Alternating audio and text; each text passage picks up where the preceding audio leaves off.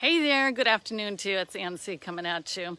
So about 10 minutes ago, I attempted to do my Facebook Live, but it's given me this mute signal, which I figured out it was due to the new selfie stick that I hadn't quite figured out how to use yet. Yeah, I'm gonna admit I'm not a techie. So anyways, we're gonna wander over here so I can sit down. Alrighty, here we are. So this is the question I have for you as it relates to your leadership. And so before I dive into this topic, make sure you go to Ann Sieg, S-I-E-G, mentor.com, annsiegmentor.com. I provide ongoing marketing tips and strategy and also leadership training and strategy. So go to annsiegmentor.com. I've built 3 separate 7-figure businesses, 3 different niches. So that's my track record, and most of it has to do with leading a team. That's why I teach and train on leadership. So I have as part of my private leadership community, we go through a business or leadership book every month. And so what I'm doing with this particular Facebook Live is announcing our next book, which we will be going through for the month of July. So I'm actually ahead of schedule. Pretty impressive, at least I think. So here we go. I have interviewed this author previously, and I really like his work because he comes from a background and interest that I am rather keen on. He is an anthropologist. I don't know that he's a sociologist, but for sure anthropologist. And clearly he does a lot of study or knowledge, or has a lot of knowledge in brain science, which is one of my absolute favorite topics. So his name is Simon Sinek, and he's written this book called Start With Why: How Great Leaders Inspire Everyone to Take Action. And I interviewed him, and I believe that interview is actually available in my private group community. Excuse me, I had it up back office, and then I think I put it into the units section of my private group, so you can access it there. So here's the name of the book that we're going into for the month of July. It's this: Leaders Eat Last. So that begs the question for you as a leader. Are you a leader that eats first? Or are you a leader that eats last? And I guess the extreme of that, he's doing it metaphorically. He actually gives an example from the military. Metaphorically is eating food, but I think at its really most basic is fundamentally who gets paid first and who gets paid last. If you are running a team of people, and would you do that? Would you be paid last, or would you be paid first? And so it's an interesting question to ask yourself. Hopefully you never run into that situation, but it can and does happen in business. So I would really encourage you to get this book. I read it last year or 2 years ago, whenever I first got it, and now I'm ready to dive into it again. Just had my youngest son down here from Minnesota, brought him down, and we did 3 days of video shoots, and of course he's going through my library of books, and he pulls this one off the shelf. He's like, "Have you read this one, Mom?" I'm like, "Sure have." I sure have. So I'll just kind of read from this, and then, truly it's the best thing that you can do when creating a community and team is to create a safe environment. And so, like, when I read some of what he's writing, it's like he's reading my mind and my philosophy. As I was a sports coach for 15 years, I homeschooled for 12 years. My husband and I have run multiple businesses. I've been in multiple online spaces between attraction marketing, affiliate marketing, and e-commerce. And so I know that people perform much better when they feel they are in a safe and supportive environment. And when they don't feel that way, they go into protection mode. I remember a specific sports coach I had. She was my first. She was absolutely awful as far as creating a safe environment. It was the absolute antithesis. She was this German lady, and man, oh man, you want to talk about being scared and terrified. She knew how to make that happen. So I just have no respect for that kind of coaching, you know, that you see maybe at the super high levels. Like, you know, I just, it's awful. I think that's a horrible thing to do. And especially when in the sport of gymnastics, it can be so incredibly unsafe. And then have a coach who puts people in absolute fear mode. Oh my goodness sake. So I was so grateful to have a coach subsequent to that who was diametrically the opposite of this particular gal. He was absolutely amazing. And that really laid down the foundation for me as a coach, trainer, and mentor. But how about we'll just go through this a little bit, the cover of Leaders Eat Last.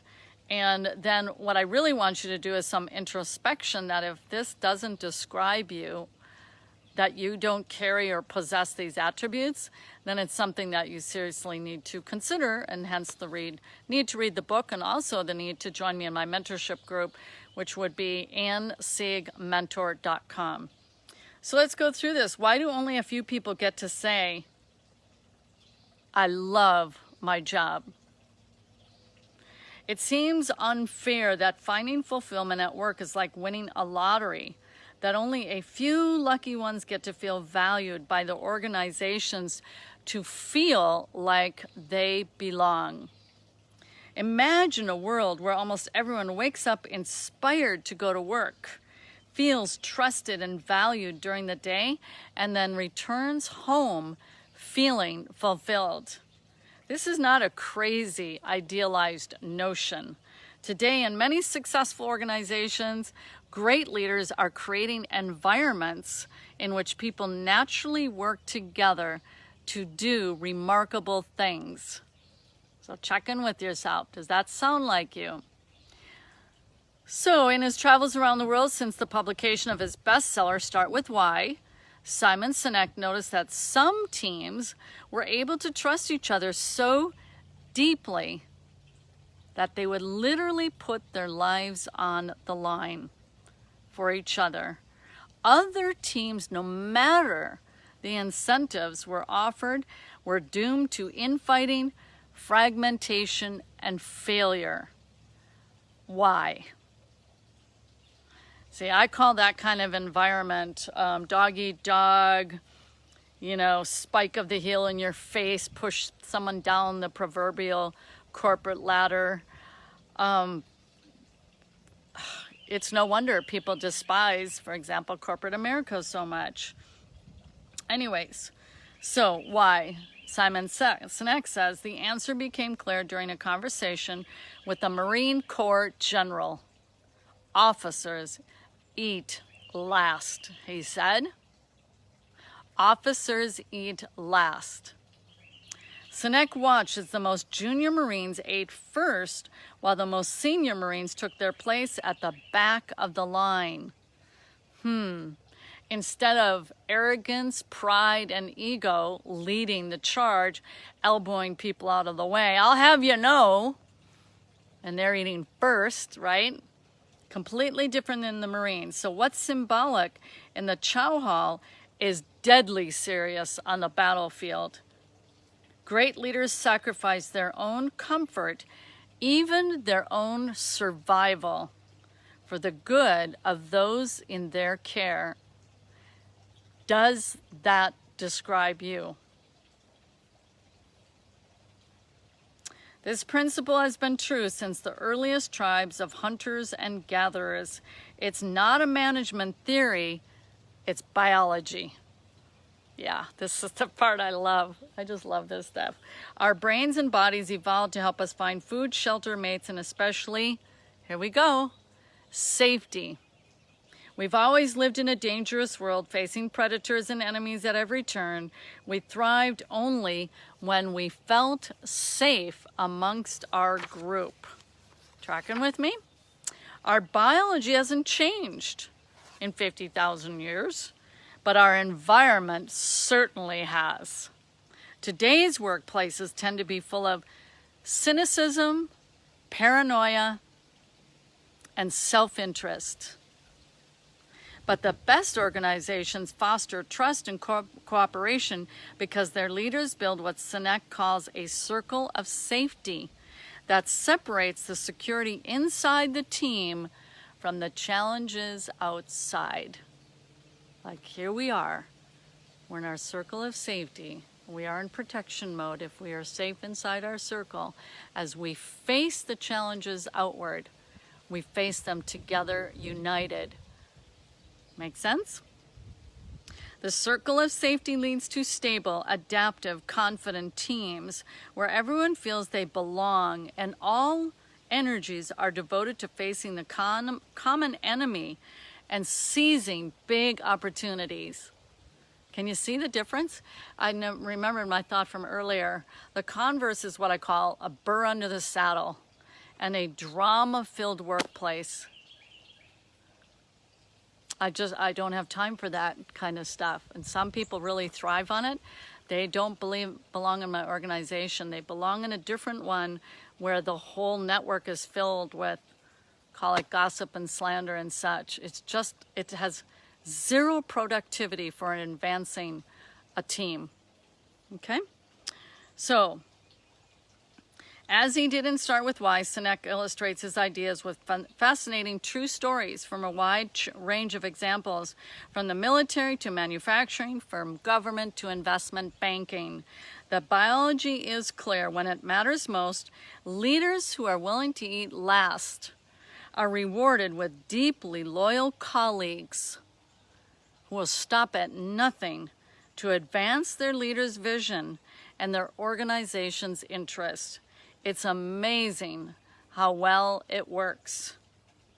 Simon is an unshakable optimist, is the author. Okay, so I guess I'm going to stop right there. But anyways, so he's been on TED Talk, and I interviewed him with his Start With Why. I was very impressed, and I've been equally impressed with Leaders Eat Last. So here's what you need to do. If this has motivated you, if you're like, you know what? I'm not all that I can be as a leader. I'm not putting myself last. I'm kind of putting myself first, actually. All right? Maybe you're reading the wrong leadership books. This is what I'm sticking to, and I can tell you for fact, this is how I lead my team. Is because I do have a big vision. And I have kept my team at the fore at incredible, daunting levels to keep my team together because I know how valuable a really great team is. And they're not easily assembled, and assembled isn't the right word to use there. That sounds like too much like manufacturing. But I'll tell you one thing that's really clear. It's not as though you can take a great team that has been developed over a lot of time, hard work, and sacrifice, and just plop them over into another environment and say, go team. It's the environment, it's the culture, it's the leadership. And you can have a great, incredible, awesome team fall apart very quickly if you move them into completely, a different context. And their performance and output will go plummeting downwards. Anyways, I'm hanging my hat on this book because I've lived it. So you go ahead, go to AnnSiegMentor.com, join me in my private leadership group, and I'm going to say this much. It's great to read leadership books, and they are phenomenal, and they do impact us. But there is nothing like leadership that is caught over leadership that is taught. And the best way to learn leadership is in motion, when you see it in action and it inspires you and you go, that's the kind of leader I want to be. That's the community I want to be in, is with that type of leadership. So you go ahead and join me, AnnSiegMentor.com. I'm really excited to share this book with you because it is awesome. All right, I'll see you in my private group. Bye-bye.